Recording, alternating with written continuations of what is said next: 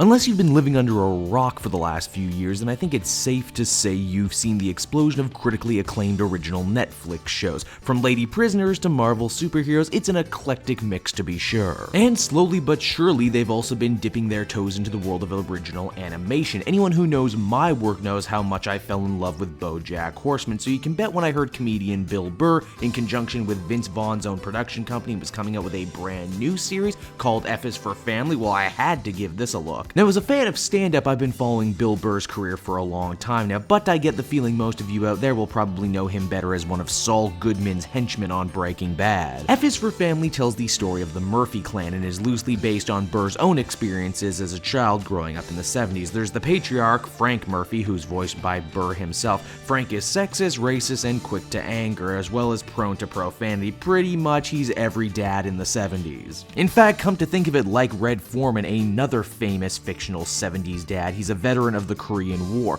Perhaps one of the coolest things the show does is get Frank's entire origin out of the way in the stylized opening credit scene, set to the very awesome Come and Get Your Love, where we see him graduating, getting drafted, before marriage, kids, and eventually getting fat. Speaking of marriage, Frank's wife Sue, voiced by Laura Dern, is a woman who both seems to be content with her role as suburban homemaker, but also feels trapped by the whole thing. Her only outlet is selling a line of plasticware around town, just as women's lib is really starting to take off all around her. Now, like most couples, these two fight, but when they do it feels shockingly real. Like I'm actually listening to a transcript of someone having an honest-to-God fight. Then, of course, there's the kids, the oldest being Kevin Murphy, a stoner slacker with a love of prog rock and a rebellious streak a mile long who still remembers a time when everyone in his house wasn't so on edge.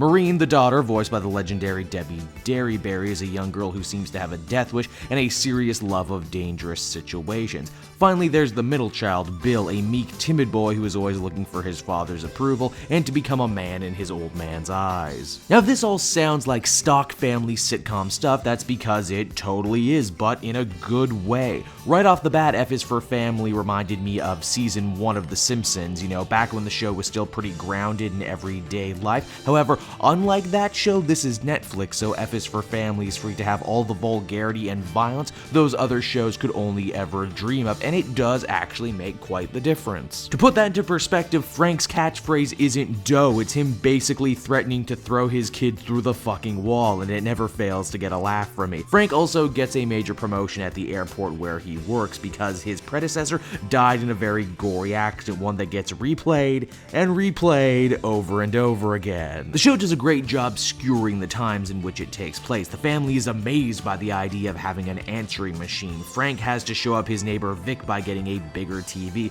and the family's favorite show is a Death Wish-style cop drama called Colt Luger, starring a chubby, balding action hero who battles racist caricatures every week. Now, none of this is ever soapboxy or finger-waggy, it's just trying to represent the times as they were. At only 6 episodes, F is for Family is a show that understands brevity is the soul of wit, so instead of a bunch of episodic shenanigans, we actually get a handful of interconnected pieces that push along different family members' individual arcs before coming together at the end. Be it Kevin trying to be a better student, Bill trying to stand up to a bully, a piece made all the more interesting by the fact that Little Bill is no doubt based on Bill Burr himself, or the biggest one, Frank trying to be a good manager while also remaining one of the boys and attempting to stop a strike that could bankrupt the entire airline. It's not quite the soul-crushing philosophical fare you might get in something like BoJack, but it's not without its own depth and complexity. It's a much darker and mature animated comedy than I'm sure most will be used to. All the while watching the show, I was reminded of that classic quote, all dysfunctional families are dysfunctional in their own unique ways. The other thing that the show really has going for it is strong running gags. Take your pick from the totally unsupervised redneck children who run around the neighborhood, or my favorite, a German neighbor who all the kids assume is a Nazi despite a million signs pointing to the opposite. Visually, the show is, well, it's alright. I mean, it's very much in line with similar shows, and I can't say it looks any better or worse than any of them. People have joked it looks like Frank stole Peter Griffin's shirt, and I certainly can't deny that. The music is all classic 70s stuff, as it should be. I also can't help but feel the main theme was picked because of its connection to Guardians of the Galaxy and nothing else. But hey,